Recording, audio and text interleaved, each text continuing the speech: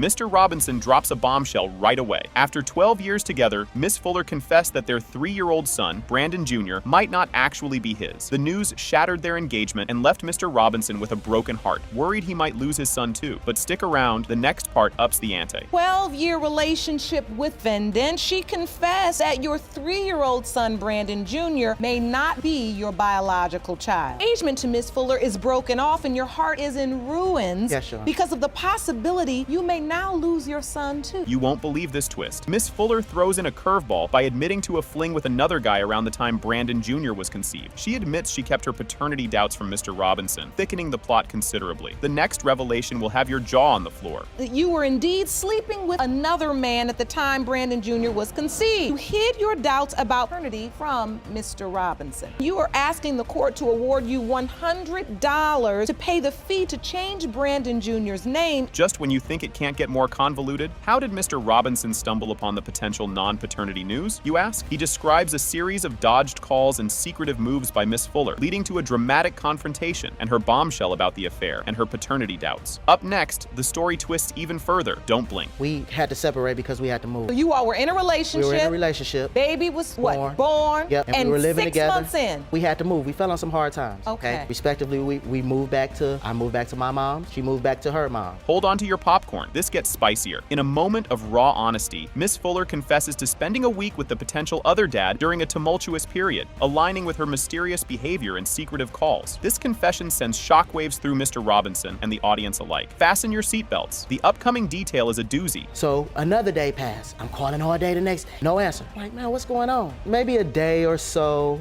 I'm starting to get these phone calls, but they're private. But I'm not answering them. But the private phone calls are coming like every hour on the hour. So many private calls in a row for so many days, you know, I pick up the phone and she's on the line. This revelation changes everything. The discussion shifts to Brandon Jr.'s resemblance to the other man, which has become a crucial piece of the puzzle. Miss Fuller shares a photo that suggests the child might look more like the other guy, escalating Mr. Robinson's worries and emotional distress. Just wait. The emotional roller coaster dives deeper next. He started looking like the other guy to me when he was 6 months. I have a picture.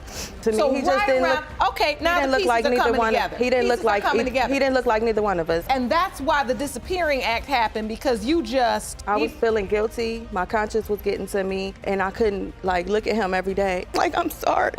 Talk about a plot twist. The court digs deeper and uncovers that Miss Fuller had an on and off 8-year affair with the other man, which she had hidden from Mr. Robinson. This long-standing deceit unveils a new level of betrayal, catching Mr. Robinson completely off guard. What happens next? It's a scene straight out of a drama series. Yeah, that's my guy. That's the first time I held him and fed him. So you love this child. Oh. This is your son until he's 6 months old. You have absolutely no idea. None. That he potentially couldn't be your son. Oh, no way did I ever have thought that, Your Honor. Things are heating up. After spotting some shady messages on Miss Fuller's social media, Mr. Robinson confronts her, leading to a heated blow-up that spills out for the neighbors to see, eventually involving the police. But wait, there's more. Next up is the nail-biting reveal of the paternity test results. When he was born, I gotta stop. Brandon Jr. is 3 now. 3. So you spent the next 2.5 years continuing to bond. Yeah, we had a falling out, like serious falling out. Social media on my phone, okay, but didn't close it. Forgot to close it. I'm about to jump on my Facebook, but I'm looking at posts, my social media or whatever, I'm looking at posts like, wait a minute, this ain't mine. The moment of truth is almost here. The atmosphere is electric as the court readies to unveil the paternity test results. Everyone holds their breath as the future of Mr. Robinson and Brandon Jr. hangs in the balance. Don't go anywhere. The reaction to these results is priceless. Coming right up. Indicates in 2004, you meet the other potential father. Then you have a little break in 2005. 2006, you reconnect with that other potential father. When we would get into it, when he would put me out, that's who I would kick it with. That's who I would call. And here we have it, folks. The results are in. Mr. Brandon Robinson Sr., you are his father. Well, I don't even have to ask you how you feel. Oh, man, you know, Can you handle this twist? Ms. Hawthorne steps up, accusing Mr. Brown of being the ultimate deadbeat dad who supposedly denies their baby after getting her pregnant 3 years back. She's clearly fed up, laying it all out with no holds barred. Meanwhile, Mr. Brown shoots back, completely denying paternity, adamant that there's no way he's the father. Brace yourself because the courtroom's about to heat up even more. Who got you pregnant 3 years ago and is now denying your baby? Mr. Brown, you say Ms. Hawthorne is a desperate liar who will say and do anything in order to have a family with you. You claim there is no way fathered her child, and you intend to prove that today. Here comes a curveball. Ms. Hawthorne drops a bombshell that she and Mr. Brown were once high school sweethearts. Everything was peachy until, boom, he started cheating. The audience gasps, sucked into the drama. This pivotal moment really digs into the heart of their ongoing conflict. And guess what? It's only going to spiral from here. It's not true because me and DeAndre, we were in a relationship. We were high school sweethearts. You know, I was all about him and everything. Everything was good until he started cheating. So this was your high school sweetheart? Yes, I lost my virginity to him. And you say everything was going fine? Yes, Until he what? started cheating. You started cheating, Mr. Brown? Well, Your Honor, we was living in 2 different parts of the... Did you see that coming? Judge Lake dives deep, dissecting the timeline of their rocky relationship to pinpoint when little Chase might have been conceived. They zero in on December 9th, 2015, a date that sparked a steamy car encounter, believed to be Chase's start line. Hang tight, the revelations just keep unfolding. Chase is 2 years old, so clearly it did go on past one sexual encounter, because you wouldn't be a potential father had you not continued to have sex with her. Chase is only 2. Exactly. So what happened where you all reconnected during the period of time when Chase could have potentially been? It was in December 9th, 2015. You all reconnect, or did you get back together? Talk about a plot twist. In a candid confession, Mr. Brown reveals a pre-encounter with his girlfriend before rekindling things with Ms. Hawthorne. This juicy tidbit adds layers of doubt and suspicion about who really could be Chase's dad. Don't blink now. The next segment will throw you for a loop. You What we have talked sex about. in the back of this car. Yes, Is this the day you feel like you conceived Chase? yes. I pleased her You're- and I didn't finish, Your Honor. Your Honor, that's a complete Oh, lie. you're saying you didn't complete finish lie. the act. Actually, I warned him. I told DeAndre, I was like, I'm not on birth control. So I said, it's at you at your own risk. Will. The reason why I did not finish because it wasn't on birth control, so why would I proceed But you to... were the only person I was with. You won't believe this one. Amidst the chaos, Mr. Brown voices his skepticism about being Chase's dad, hinting at another man in the picture with whom Ms. Hawthorne had moved in. But she stands her ground, denying any romantic ties with her so-called roommate, insisting it's all about Mr. Brown. The courtroom's buzzing, and you'll want to stick around for the bombshell about to drop. She had a boyfriend at the time. Me and this guy, we were Is roommates. this a guy you've been intimate with ever? No, he was just a friend. You're gonna move in with someone and not have sex with them. Yes. A male is not Yes. gonna try anything with you to No, have sex. not if he's just a friend. Not if we never had that type of relationship. Get ready for the grand finale. All eyes are on Judge Lake as the much-anticipated DNA results are unveiled. It has been determined by this court. You are not the father. Buckle up because here we go! Miss Ellison openly admits to cheating on her boyfriend with Mr. Jenkins and now claims that he is the biological father of her daughter, Olivia. The audience can't help but react with a mix of shock and disapproval as the scandalous details are aired out. Miss Ellison, undeterred, insists that Mr. Jenkins has completely ignored his responsibilities towards Olivia, and she's here today to make sure he steps up. You won't believe how Mr. Jenkins tackles these claims next. Ms. Ellison, you admit to cheating on your boyfriend with the defendant and now claim he is your daughter Olivia's biological father. Now you say he's done nothing for your baby and you are here with your mother to demand he step up. Hold on to your coffee, because things are about to get spicy. Mr. Jenkins steps up with a strong denial, attributing his skepticism to Miss Ellison's history of multiple partners. He accuses her of using the paternity claim as a strategy to rope him back into a tangled relationship. The judge acknowledges his claims, setting the stage for what's turning into a courtroom showdown. Brace yourself for the next exchange. It's a doozy. You state you have sufficient reason to believe she's lying when she says that you Olivia's father. How do you know you're not the father of Miss Ellison's child? Miss Ellison had many partners,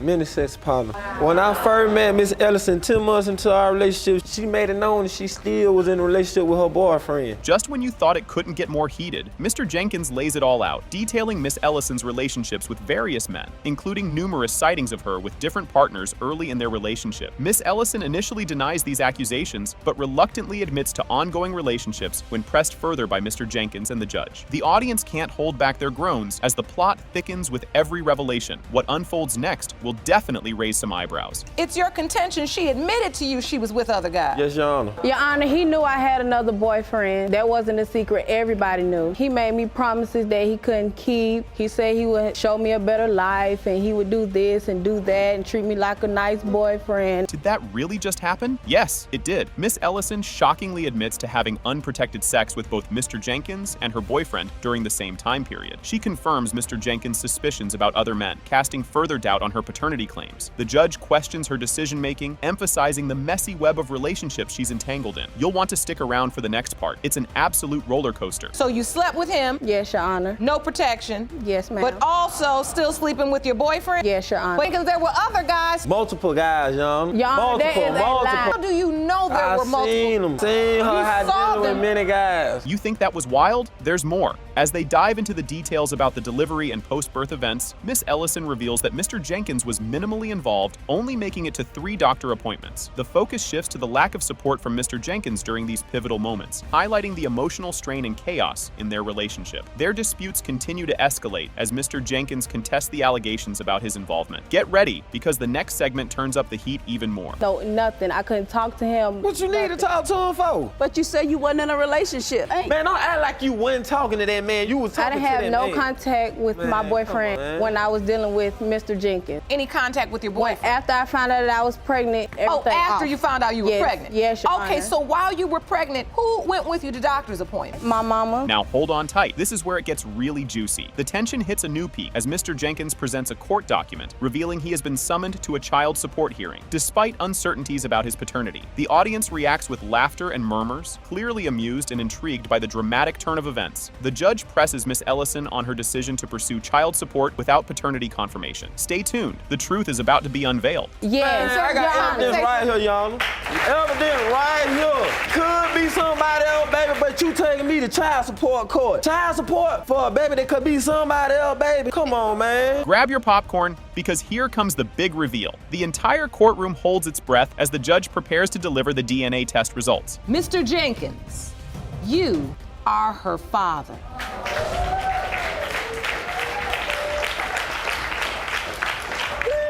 Can you believe what just unfolded? Mr. Montgomery kicks things off with a bombshell, asserting his belief that he's the biological father of 3-month-old Timothy, having been there at the birth, and even signing the birth certificate. This belief is at odds with Miss Parker's claim that her current fiancé, Mr. Lanou, is the real dad. The drama doesn't stop here, it's just getting warmed up. You've petitioned the court for a DNA test to prove that in fact are Timothy's father. Ms. Parker, you claim to be 100% positive that Mr. Montgomery is not your son's biological father because your fiance, Mr. Lanou, is. Now, you say today's DNA test will finally allow you to get rid of Mr. Montgomery and allow you to remove his name from your son's birth certificate. Did you catch that twist? In an emotionally loaded declaration, Mr. Montgomery explains his involvement during the pregnancy and why he's so convinced that he's Timothy's dad, including the poignant detail of naming the boy after his late father. Ms. Parker throws in her 2 cents, admitting that during the ultrasounds, she too thought Mr. Montgomery was the father. Buckle up, because the roller coaster is about to take off. I believe I'm the father because, I loved her. Me and her were together. We were sexually active,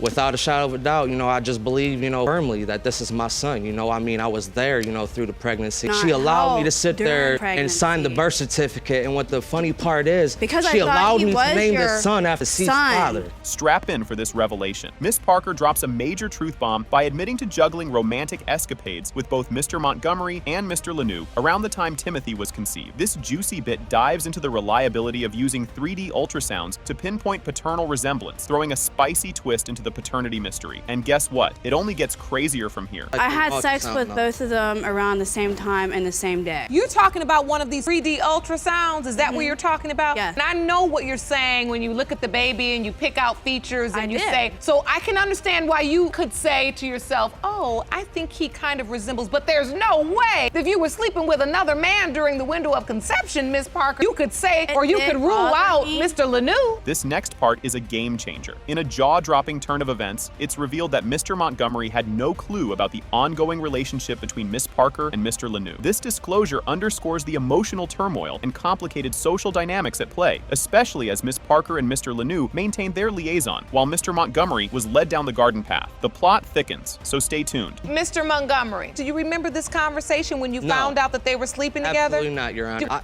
Before Timothy was born, no, I had my suspicions, but I never had, concrete evidence that they was actually sleeping around. So clearly, Miss Parker, you're sleeping with both men. Yes, Your Honor. And then you end up in the hospital having your baby. How is it that Mr. Montgomery ends up when you knew it was a possibility that both men could be the father? It was a possibility that I'd been the father of Timothy. Here's the moment of truth. The much anticipated DNA results are finally unveiled in this climactic scene. It has been determined by this court, Mr. Montgomery, you are not the father.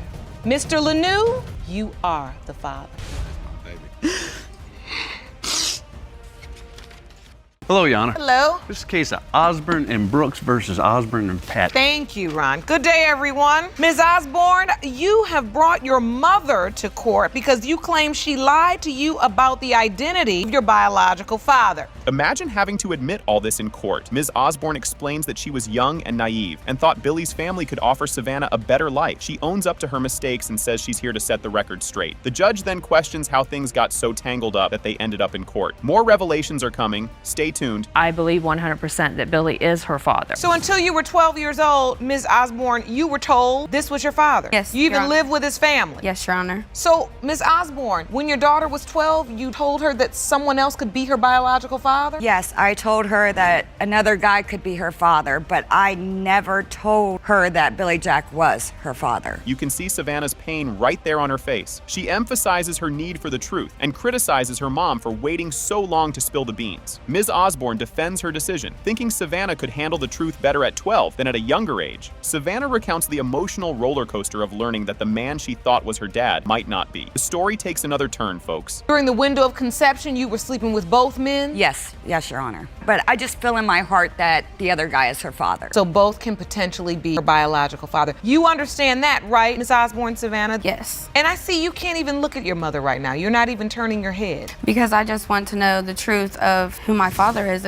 I shouldn't have to wait until I was 12 years old to figure this out. I should have known that there was not a possibility before I grew attached to my father. The judge's advice here is spot on, isn't it? Encouraging Savannah to express her feelings. The judge listens as she describes the pain of growing up under what might be a big, fat lie. Ms. Osborne offers a heartfelt apology, explaining her actions as attempts to protect Savannah's well-being. The next revelation is going to be intense. It really feels horrible to not know who my real father is. And after growing all these years, to believe somebody else was my father, and it couldn't be. I am sorry, Savannah. You was young. When you was 12, figured that you was old enough to be able to handle it. When you was young, you wouldn't have been able to handle it as well 9 or 10 as you would at 12 and 13. So I waited to help you because I didn't know how you would react being so young. Ms. Brooks' testimony sheds even more light on this messy situation. Believing Savannah is her niece, she recounts the family's initial reactions to Ms. Osborne. Her brother's wild lifestyle and Ms. Osborne's background as a stripper made for a shocking introduction. Despite all that, they accepted Savannah as family. More details are about to be uncovered. But I need to know the truth. I was brought up on a lie. I have to know.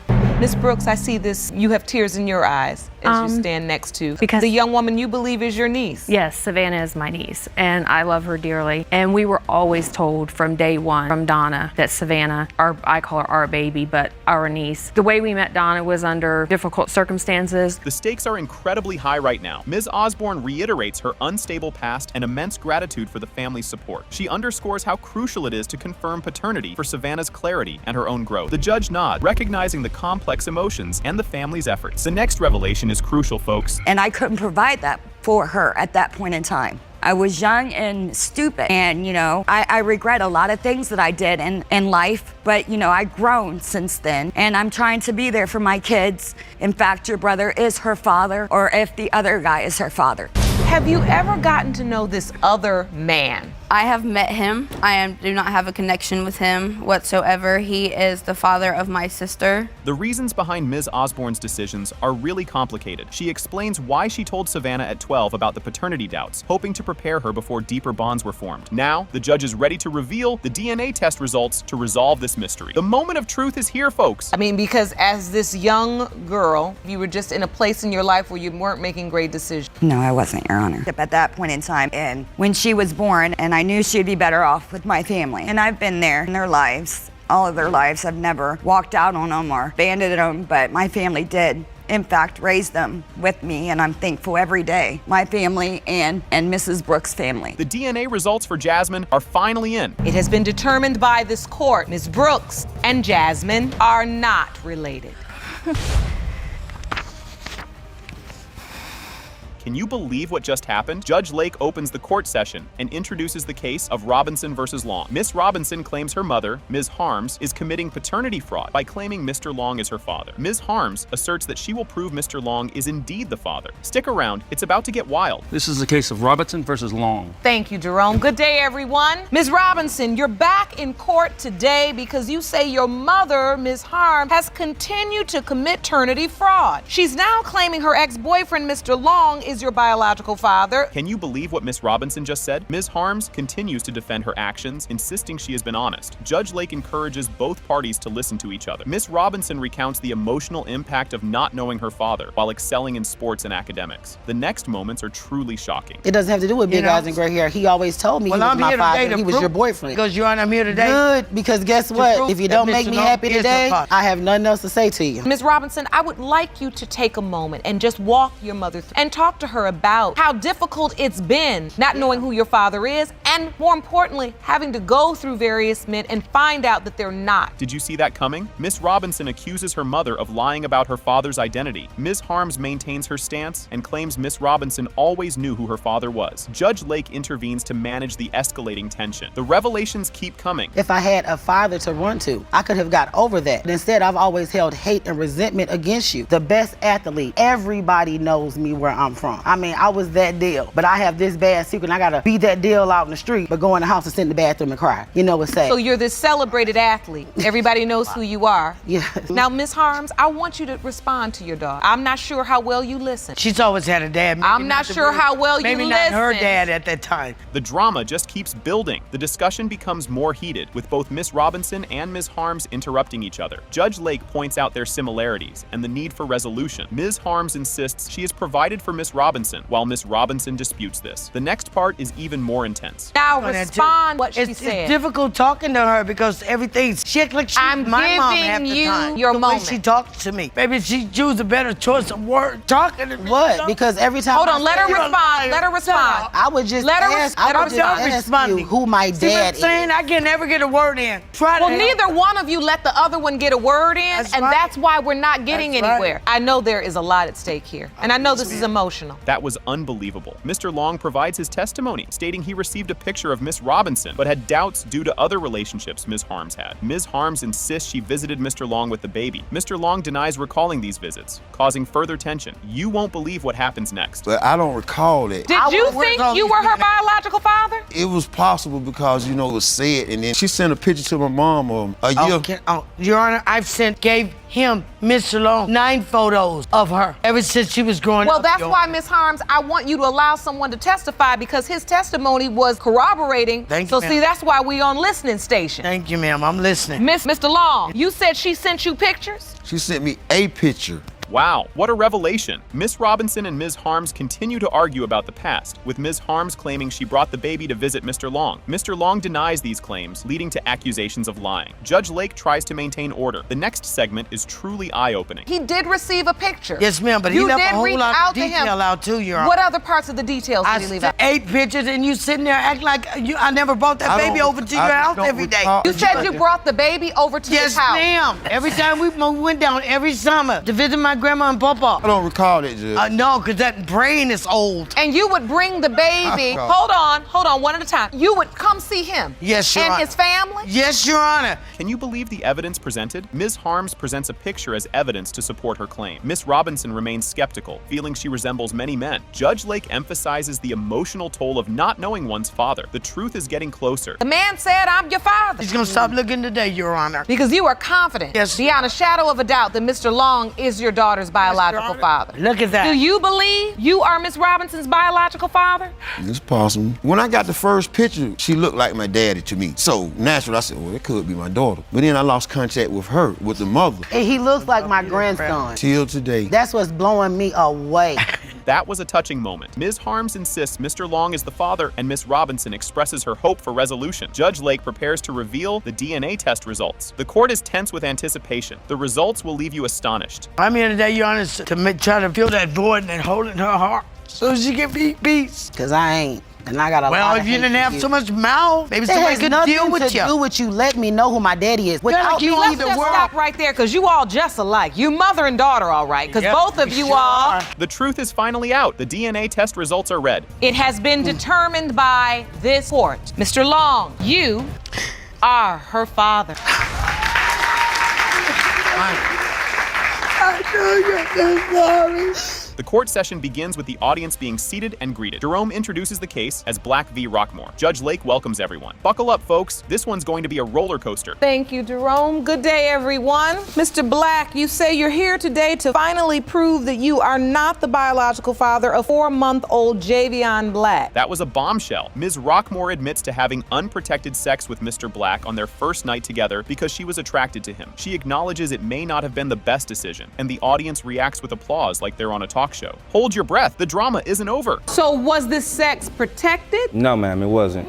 Having sex with somebody unprotected, it was just more because I really liked him. It was more because I really was attracted to him when I first seen him. What a plot twist. Mr. Black's doubts persist, despite Ms. Rockmore's claims of not seeing anyone else. He saw her ex involved with her during their relationship, adding more fuel to his fiery suspicions. Judge Lake questions the validity of Mr. Black's assumptions based on limited observations. The suspense is real. Sex with anyone else at the time? No, Your Honor, I wasn't. Were you in a relationship with anybody? No, Your Honor, I wasn't. She says she didn't even know anybody else. She wasn't even dating anybody else. Because at the time I was there and I was talking to her, that period of time, I seen her ex involved with her. Can you even believe this? Mr. Black admits he did not observe much of Ms. Rockmore's life due to their casual relationship, like a detective missing half the clues. His doubts are based on limited interactions and assumptions, making his case shakier than a house of cards. Judge Lake calls out the inconsistency in Mr. Black's statements. The drama continues. I believe that a man's not going to be involved in your life unless he's doing something for you and he's expecting something in return. When you say you saw her ex involved in her life, besides this going to the store, what else did you observe? I didn't observe nothing from him because I wasn't around her. Did you see that? Mr. Black's testimony reveals his desire for transparency in his relationship with Ms. Rockmore. Judge Lake points out the lack of commitment and the unreasonable expectation of loyalty, making this feel like a relationship counseling session gone public. Mr. Black remains firm in his doubts. Don't blink, more to come. I was just there, I was outside. She told me before he came over there, why is he coming over here? If I'm your man and supposed to be your man, why are you asking him for something? Why don't you ask me? What a revelation. Ms. Rockmore explains her pregnancy and her initial contact with Mr. Black. He did not believe her until he saw the sonogram picture, like a plot twist in a medical drama. Mr. Black's doubts persist, and he presents a calendar to support his claims. You won't believe what's next. You felt like at that point, you all were trying to get to know one another. You weren't committed yet. Exactly. This is my ex coming to pick me up because we need to do blah, blah, blah. Too much mystery, which made you feel like the lines could be a little blurred. Unreal. Calendar highlights the timeline of their sexual relationship and Ms. Rockmore's pregnancy. Mr. Black insists the dates do not add up, sounding like he's trying to solve a mystery. He believes Ms. Rockmore could have had sex with other men during the conception period. The plot thickens. The first person that I told was my mom, and that's because she went to the doctor with me. As soon as I left the doctor, I called Mr. Black to let him know that I was pregnant. And at the time, he didn't believe me. Heard about the pregnancy, Mr. Black. She says you were doubtful, were you? Yes, ma'am, I was doubtful. It was a month later. I got a calendar. Can you believe this? Mr. Black maintains his stance that the dates do not align with his involvement. Judge Lake points out the inconsistency in his argument, poking more holes in his story. Mr. Black believes Ms. Rockmore could have been unfaithful during their relationship. More revelations ahead. So you're claiming that the window of conception would have been between July 30th? Yes, ma'am. And when? And I'm gonna say August 3rd. So you believe there's no way based on this calendar that you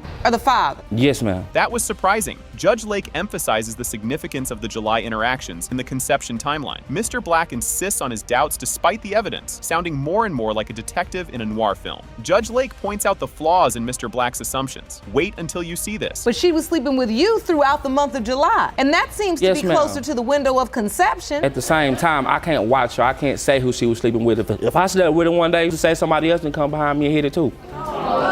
Wow, what an admission. Mr. Black admits his initial intent was solely to have sex with Ms. Rockmore. He did not expect a child to result from their encounter, turning this into an unexpected twist. His doubts continue to affect his willingness to support the child. Stay tuned. A one-time thing that happened and a baby came out of it, which is a blessing, but at the same time, I need to know if he's mine. He hasn't been there for the child? No, Your Honor. So your feeling is, I'm not connecting myself to this child, I'm not contributing a dime. That was heartbreaking. Ms. Rockmore recounts her hardships during pregnancy, including health issues and job loss. Like a scene from a tearjerker movie, she relied on her family for support, painting a picture of struggle. The audience reacts sympathetically. You won't believe what's next? I had to quit my job. I was having to ask my family for money. And so since he's born, what has it been like? Like, I just recently got a job, so it's been like very, very hard. What a testimony. Ms. Black, Mr. Black's mother, testifies in support of Ms. Rockmore, turning the tables in this courtroom drama. She expresses disappointment in her son's actions, adding more emotional depth. She believes Javion is her grandson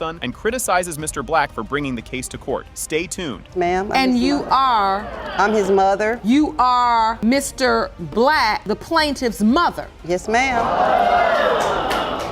Okay. That was powerful. Ms. Black emphasizes her belief that Javion is her grandson. Like a matriarch laying down the law, she criticizes Mr. Black for degrading women and shirking responsibilities, earning applause from the audience. The audience applauds her statements, reinforcing her stance. You won't believe what's next. I am very disappointed, enraged that he would go this far to bring this young lady to court to prove that's his son. I do believe that's my grandson. I raised my son better than that. If you're good enough to lay with that woman, then you're good enough to be there for that woman.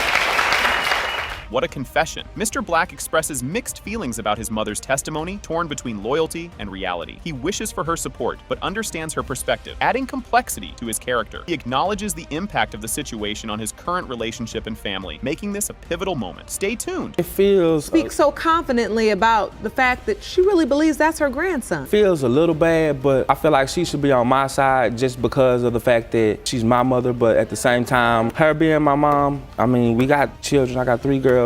I don't think he looks nothing like my daughter. I don't think he looks nothing like me. Can you believe this? Mr. Black emphasizes the need for paternity confirmation to resolve his doubts. Sounding like he's on a quest for truth, he wants to move forward with his life and responsibilities, aiming for closure. Judge Lake prepares to reveal the DNA results, building the anticipation, the moment you've been waiting for. Has been determined, Mr. Black, you are the father. All right.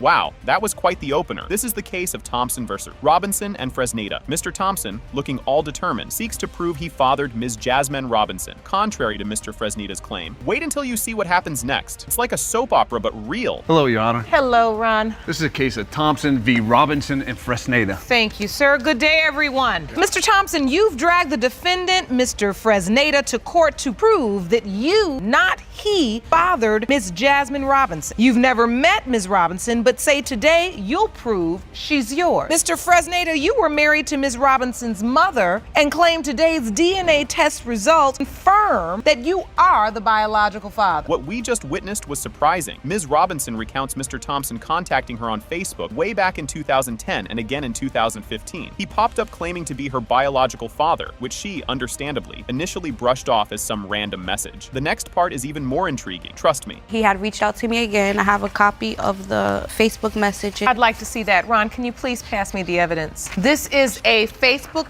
message? Yeah, Facebook message that he sent me saying like, hi, do you know who I am? And I had said no. He's supposed to be my dad and not George, and it was a big secret, and like everybody knew but nobody said anything about it. Sounds very good. I'm a friend of your mother's. Before you were born, ask your Auntie Felicia about it. What an emotional moment. Ms. Robinson, visibly shaken, expresses feelings of betrayal and confusion. She laments not knowing the truth sooner, especially after her mother's death. The next segment is equally riveting and heart-wrenching. Stay tuned. You know, I have compassion for you because I've lost my mother as well, and I know what it feels like to be a young woman in the world without your mother. That one person in the world where you can ask any question, you know without a shadow of the doubt they're gonna back you up. You can't ask her these important questions. Now, earlier in the case, you mentioned your Aunt Felicia. Your Aunt Felicia is your mother's sister? Yes. You said you were trying to get answers from her. Yes. Unbelievable, right? Mr. Thompson recounts seeing Yasmin with Sonia in their small town of Providence. He always felt Yasmin was his daughter, but respected Sonia's relationship with Mr. Fresneda. Keep watching, it gets even more interesting. You won't believe what's next. I was kind of tongue-tied because everything that my sister always said just came right to my head. So I just said that I kind of thought that your mother always told me that your father was your father. And I look at Ladner, I see Ladner. When you look at your niece. I see Ladner. I look at I even been on Facebook and I looked at his other children and I can see a resemblance. What an unexpected twist. Mr. Thompson informed his other children about Jasmine, and they were like, what? We have another sister? They accepted her as their sister, despite never knowing about her potential relation until recently. The drama continues to unfold. It's like a family reunion with a twist. You say you have other children. Have you told them about Ms. Robinson? Yes, they're friends on Facebook. She went to school with one of them and she worked with one. And yeah, that's what's crazy is I know them from being around them, and one of the sisters, I worked with her. We worked together. And so you were working with this young woman without knowing that she potentially could be your sister. Yes. That was mind-blowing. Ms. Robinson, now thoroughly confused, feels conflicted after hearing testimonies from Mr. Thompson and her Aunt Felicia. She's uncertain about her paternity, and it's driving her nuts. Just wait until you hear the results. The suspense is killing me. As you listen to the testimony today of Mr. Thompson, of your own aunt, your mother's sister, does this in any way change your perspective? Yeah, because now I don't know. I'm confused. I can contest that we're all confused. You know, we don't know. And that's why we're here today, to find out the truth. To me, she's my child, and she's always gonna be my child. Ron, the envelope, please. Wow, can you believe it? The court reveals the DNA test results with all the drama of a reality TV show. It has been determined by this court. The biological father is Mr. Thompson. You are her father. Thank you very much, Your Honor. Thank you.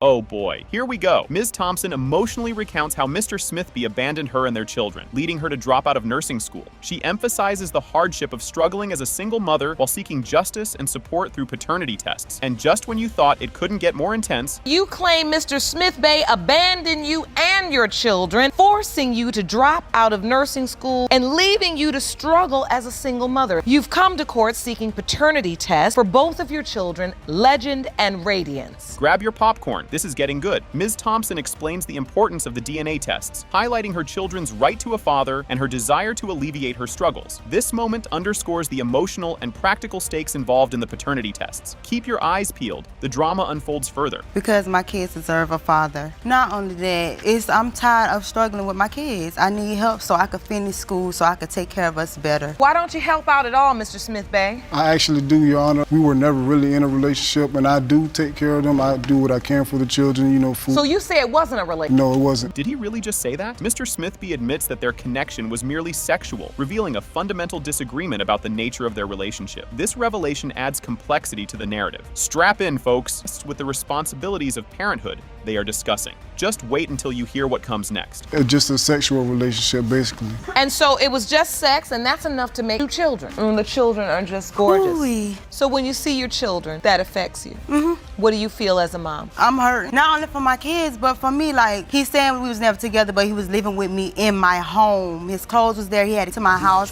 Things are heating up. The specifics of their eldest child, Legend's conception, are detailed, pinning down exact dates that tie Mr. Smithby to potential paternity. This is a pivotal moment as it ties specific actions to the legal outcomes being sought. You won't believe what's up next. Let's start with Legend. Legend is 2 years old. Yes, Your Honor. Take me back to the circumstance surrounding Legend's conception. We had sex, which was May of 2013, the 11th and the 12th. Both of those nights we had sex. And my son was supposed to conceive on May the 12th. There's no doubt in my mind that Mr. Smithby isn't the father. Do you remember having sex with her on those days? I do remember having sex at that time, but at the same time, she tried to hide the whole situation. This just keeps getting better. The discussion becomes more intense as accusations of deceit and denial are exchanged, with both parties painting a picture of a complex and tumultuous personal history that affects their children. The next moment is a doozy, so stay tuned. Blaine, you said she tried to hide it. Yes, like no, he was hiding me because he had a friend at the time that had a baby in between my 2 kids. So I wasn't hiding him, he was hiding me. She told me not to come around while she was pregnant. I couldn't see her while she was pregnant, so that's why Legend wasn't mine. Like, I would call and text, ask, can I see her? Do you need anything? Can I come over? He knew I stayed there. Also popped up to my house several times while I was pregnant with Legend. That's not true, Your Honor. Are you ready for the grand reveal? The climax of the episode occurs as the paternity test results are revealed. Mr. Smithby, you are his father. In the case of Thompson versus Smithby, it has been determined by this court. Mr. Smithby, you are the father.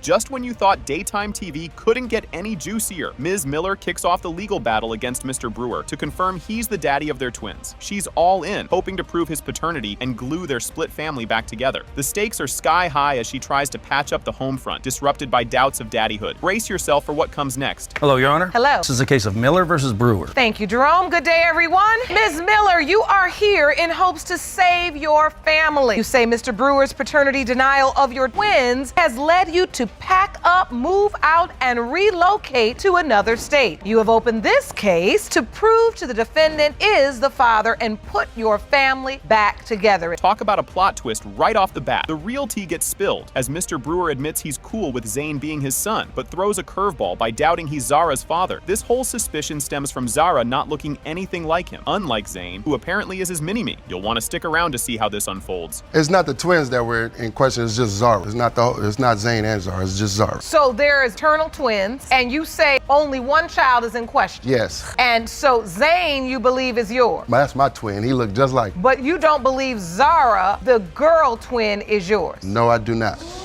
Here's where it gets spicy. Mr. Brewer dishes out his doubts about Zara, linking his suspicions to Ms. Miller's sketchy past and their rocky love saga. He's totally not seeing any family resemblance with Zara, which just adds fuel to his paternity paranoia. Just wait until you see what's up next. This doubt is eating away at you. Yeah. Because you really don't feel like Zara's your biological child. No, I don't, Your Honor. Partially because Raquel, her shady actions is like, well, we met on a cruise and then, we got together. I'm like, oh, she's fine and everything. We got together. And I didn't talk to him first. I gave him the wrong number. Well, we talked. Oh, well, how did you find her if you gave him the wrong number? He stalked me and he found me.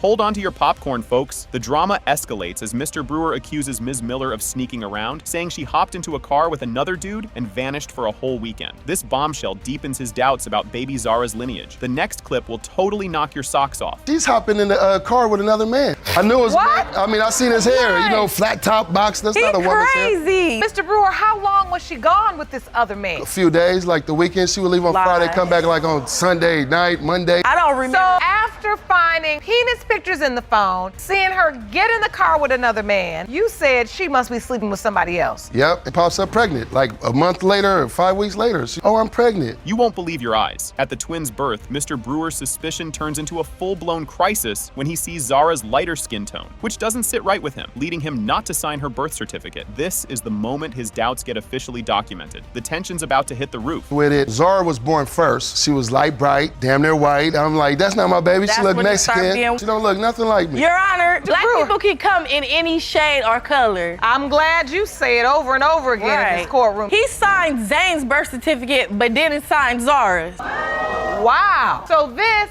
is Zane's birth certificate. And on the second line, that is the acknowledgement of paternity. And just when you think it couldn't get more bizarre, Mr. Brewer pulls out the big guns. His toe evidence. He tries to prove a genetic connection with Zane through their similarly curved toes, which apparently Zara lacks. Fasten your seatbelts. The courtroom's about to go wild. So this is my crusty foot. Yeah. The toe curves like a C-like, and it lays under. Zane's toe is just exactly like mine. It's not as crusty, but it curves under like that, Thank you, Lord.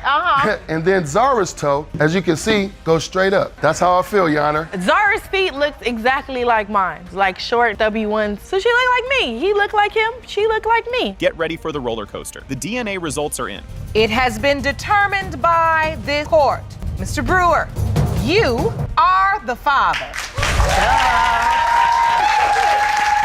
Brace yourself for this roller coaster ride. The episode kicks off with the introduction of the case, Hillman versus O'Neill. Ms. Hillman, alongside her mother, steps up to claim that Mr. O'Neill is the father of her 13-month-old son, DeMarcus, and she's pushing for a DNA test to prove it once and for all. Mr. O'Neill, on the other hand, is steadfast in his belief that he's not the dad. Just wait until you see what happens next. This is the case of Hillman versus O'Neill. Thank you, Jerome. Good day, everyone. Ms. Hillman, you and your mother are appearing today because you claim the defendant got you pregnant and has since refused to do anything for your 13-month-old son, DeMarcus. You've petitioned the court for a DNA test to prove that he is DeMarcus's father. Buckle up. This next part is a doozy. Ms. Hillman lays out the lack of connection between Mr. O'Neill and DeMarcus, highlighting how Mr. O'Neill neither financially nor emotionally supports the toddler. She paints a picture of a child reaching out to a father who just doesn't seem to care, setting the stage for a heart-tugging testimony. You'll want to stick around because the tension just keeps building. Ms. Hillman, what type of relationship does Mr. O'Neill have with your son? Well, Your Honor, he don't do nothing for him. They don't have no relationship together. Like when I hold him, Your Honor, and my baby go to reach for him, he ignore him. Does he provide for the baby financially? No, he don't do nothing. My mom and the baby's godmother is the one that actually helps me with everything. Here's where it gets spicy. Mr. O'Neill admits he's been MIA in DeMarcus's life, justifying his detachment with serious doubts about being the father. He recounts a past misadventure of fathering a child that wasn't his, which has left him wary this time around. Just when you think it's calmed down, the courtroom drama intensifies. Mr. O'Neill, haven't done anything for the baby? I got my doubts. I ain't doing nothing for the baby. So you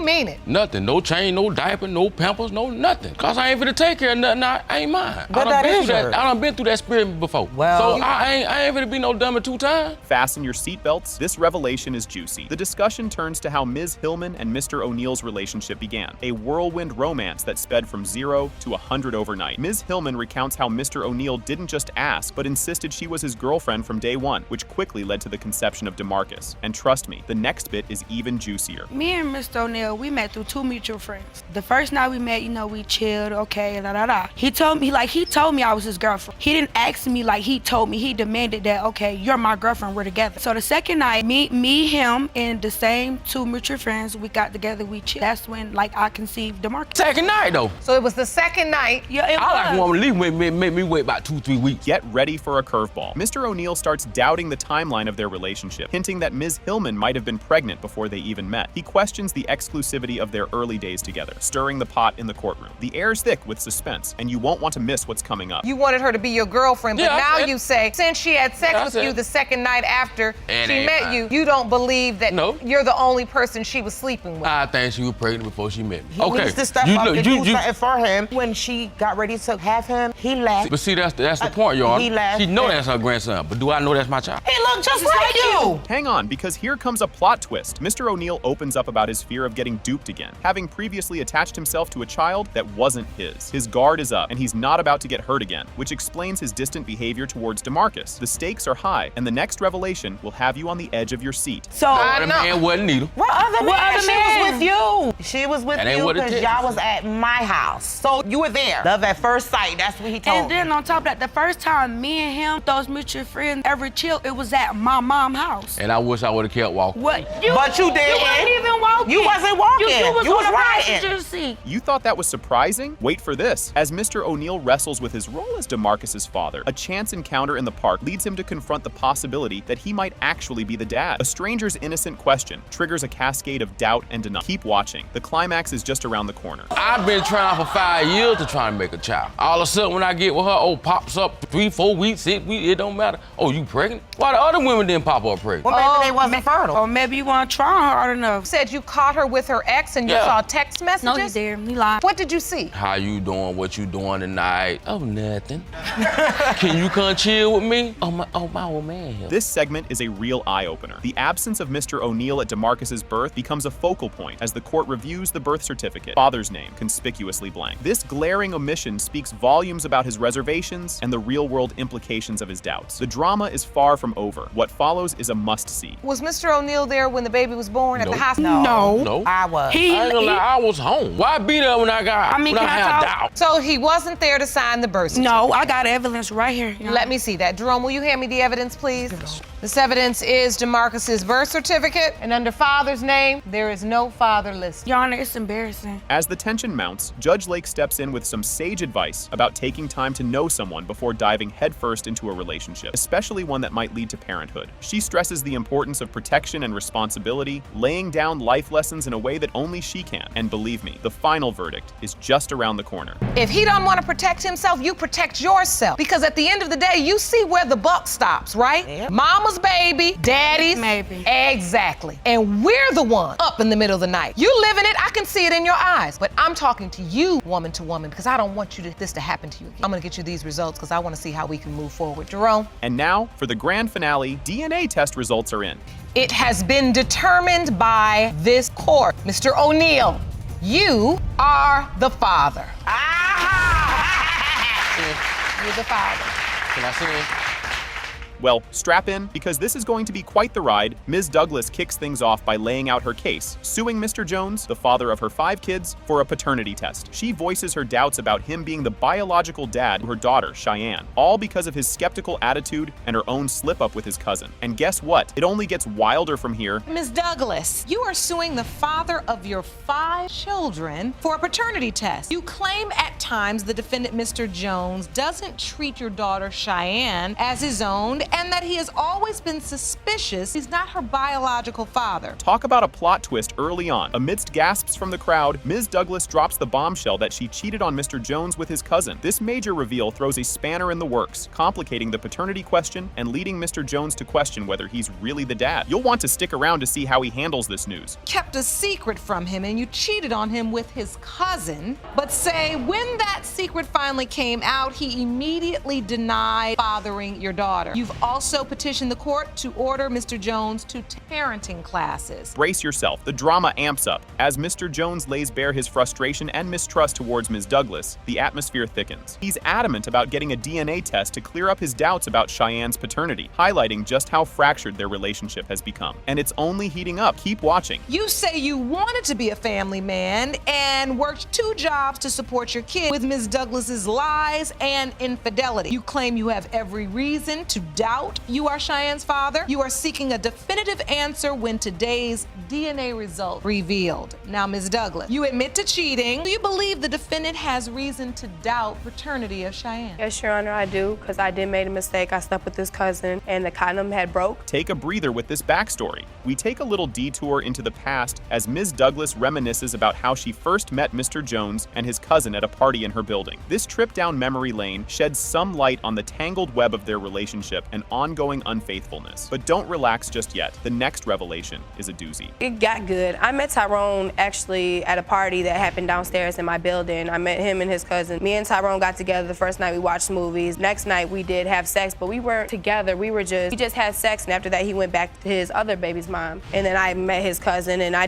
slept with his cousin, but we weren't together. So yeah, I slept with his cousin, but after that I found out I was pregnant. I called him and I told him I was. So I'm like, okay, I just never brought it back to his attention because I had 3 other kids I took care of by myself anyways. The emotions are raw and real here. When Mr. Jones discusses the bombshell pregnancy news from Ms. Douglas, his uncertainty about being the father is palpable. His hesitancy about stepping up as a dad adds another layer of tension to their already dramatic saga. And trust me, the next part adds even more spice to the mix. But she basically just denied doing it up until the point. That's the reason we here now. What did you feel, Mr. Jones, when you heard Douglas say, "I'm pregnant and it's yours"? I wasn't too sure about it when she told me, but I'm like, okay, when she did tell me, I'm like, okay, I'm gonna step up and do what I gotta do. So you did try to support her through this? Yeah, I actually did. Can you believe this roller coaster? Just when you think it can't get any more tangled, Ms. Douglas confesses to another encounter with Mr. Jones's cousin, spun as payback for his own betrayals. This cycle of revenge and betrayal keeps spinning, making their relationship more complicated by the minute. The next segment, even juicier.